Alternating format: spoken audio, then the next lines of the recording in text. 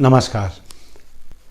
शब्दकोश में मैं मोहनलाल मोदी आज आप सभी का स्वागत नहीं कर पाऊँगा, क्योंकि मध्य प्रदेश के बैतूल ज़िले से जो खबर मिल रही है वो हृदय को विदीर्ण कर देने वाली है।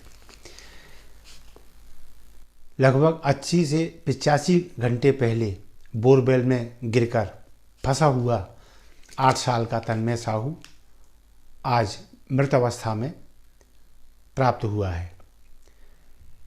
इस घटना ने एक बार फिर ग्रामीण क्षेत्रों में खुले पड़े हुए बोरवेल के गड्ढों को लेकर एक चिंता की लकीर खींच दी है और इस बारे में अब तक पुलिस प्रशासन की बरती गई उदासीनता अनेक सवालिया निशान खड़े करती है। जैसा कि आप सभी को ज्ञात है, 6 दिसंबर की शाम 5 बजे एक बालक तन्मय साहू खेलते समय बोरवेल के गड्ढे में गिर गया। ये घटना बैतूल जिले के मांडवी गांव की है। सूचना मिलते ही जिला प्रशासन और पुलिस के वरिष्ठ अधिकारी मौके पर पहुंचे और जैसी की आशंका थी उस लिहाज से सारी तैयारियों के साथ ये अधिकारी पहुंचे थे। तकनीकी अमला साथ था, जो संसाधन उपलब्ध थे वो भी गांव पहुंचे और तत्काल प्रभाव से खुदाई चालू की गई। लेकिन जैसे जैसे समय बीतता गया, ग्रामीणों की जो आशा की किरण थी वो कमज़ोर पड़ती गई। ऐसा लोगों को लगने लगा था कि जितना समय बीत रहा है वह उस बालक को मृत्यु के नज़दीक ले जा रहा है। फिर भी पूरा गांव, पूरा देश, पूरा प्रदेश ये प्रार्थना कर रहा था शायद कोई चमत्कार हो जाए और तन्मय साहू जिंदा निकल आए। इसी तरह कर्मचारियों की लगातार मेहनत और लोगों की प्रार्थना 80 और 85 घंटे के उसमें दीर्घ काल में प्रवेश कर गई और अंततः 10 एवं 9 दिसंबर की रात में लगभग 3 बजे ये टीम उस बच्चे तक पहुंची तो बच्चा मृत मिला। उस बच्चे की बॉडी को तत्काल अस्पताल ले जाया गया, जहां पोस्टमार्टम के बाद वह मृत शरीर उसके परिजनों को सौंपा जा चुका है। इस सब में 2-3 चीज़ें जो सामने आती हैं वो हमारी चिंताओं का एक कहना चाहिए केंद्र बिंदु है। इस पे किसानों को और तकनीकी अमले को, राजस्व अमले को, पुलिस प्रशासन को गंभीरता से विचार करना चाहिए। पहली बात तो ये कि पूरे 80-85 घंटे बच्चे तक पहुंचने में लगे, ये हमारी सबसे बड़ी कमजोरी है।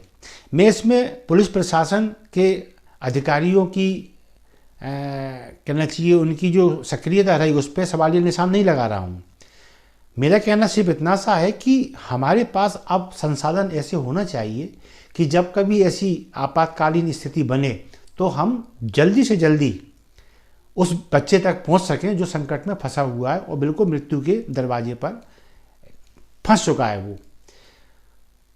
लेकिन ये दुर्भाग्य की बात है कि वो संसाधन अभी तक तो हमारे पास उपलब्ध नहीं है। नंबर 2, जब संसाधन नहीं है तो फिर इसका एक तरीका ये रह जाता है कि ये खुले पड़े गड्ढे हैं बोरवेल के, इनके खिलाफ अब शासन प्रशासन को कड़ा रवैया अख्तियार करना चाहिए। देखने में आया है जब भी कोई ऐसी घटना घटती है तो कुछ दिन तो प्रशासन, पुलिस और भू राजस्व विभाग ये सक्रियता दिखाता है, इसके तेवर कड़े रहते हैं और जैसे ही मामला ठंडा होता है सब कुछ वैसी का वैसा हो जाता है और फिर कोई तन्मय हादसे का शिकार हो जाता है। जैसा आशंका थी फिर वही बात कि अब प्रशासन ने जो खुले गड्ढे पड़े हुए हैं बोरवेल के उसके प्रति सख्त रवैया अपना लिया है और अब चेतावनी जारी कर दी गई है तत्काल गड्ढे भर दिए जाए वरना कार्रवाई होगी। ये इन सब आडंबरों की आवश्यकता नहीं है। अब आवश्यकता इस बात की है कि तन्मय के गांव का कौन पटवारी, कौन गिरदावर है जो इस मामले के लिए जिम्मेदार है, क्योंकि इस तरह की चेतावनियां पहले से ही प्रभाव में हैं और इसका दायित्व पटवारियों और गिरदावरों पर आता है। और यदि उन्होंने उदासीनता बरती है तो ऐसे गिरदावर, ऐसे पटवारी के खिलाफ कड़ी सख्त से सख्त कार्रवाई अपेक्षित है। यदि ऐसा हो पाता है तो फिर आने वाले समय में ये जो अमला है ज़मीनी, ये भी सावधान रहेगा और जिनके खिलाफ कार्रवाई इनके माध्यम से होगी वो किसान भी अब जागरूक होंगे और उनको अपने गड्ढे भरने पड़ेंगे। अब एंड में बात आती है किसानों पर। किसानों को ये बात समझनी चाहिए कि खेत आपके, बोरवेल आपका, खुले पड़े गड्ढे आपके, बच्चे भी आपके।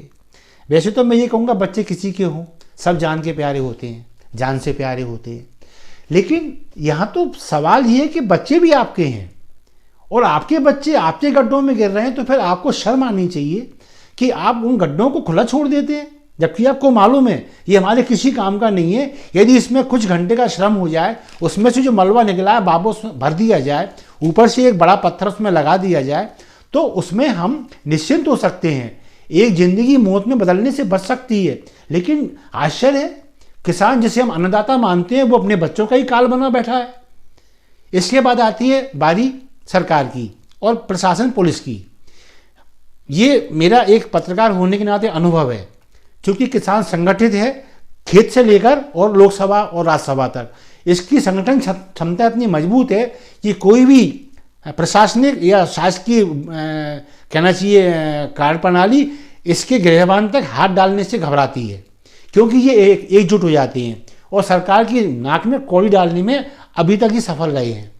तो इसलिए सिर्फ इसलिए सरकार इनके खिलाफ कार्रवाई ना करे, अधिकारी इनको आंखें ना दिखाएं, पुलिस इनके खिलाफ कार्रवाई ना करे, तो ये गलत है। जब मामला जिंदगी और मौत का हो तो किसान हो चाहे कोई और हो, बच्चे सबके जान से प्यारे होते हैं। उस चीज़ को ध्यान में रखकर अब पुलिस, प्रशासन और शासन को सख्त रवैया अपनाने की आवश्यकता है और किसानों से हाथ जोड़कर अपील, कृपया अपने अंदर के इंसान को जगाएं और ये सारे गड्ढे जो खुले पड़े हैं अभी और रह गए हैं उनको भर के और इन बच्चों को, इनकी ज़िंदगी को एक निश्चिंतता का माहौल प्रदान करेंगे। इसी के साथ मैं आज इस कार्यक्रम को यहीं विराम देता हूँ। किसी ऐसी ज्वलंत मुद्दे को, ईश्वर ना करे ऐसे मुद्दे हमें मिलें, लेकिन फिर भी हम जन सरोकार से जुड़े किसी अन्य मुद्दों को लेकर आपके सामने मौजूद रहेंगे। तब तक के लिए मोहनलाल मोदी को अनुमति दीजिए। नमस्कार।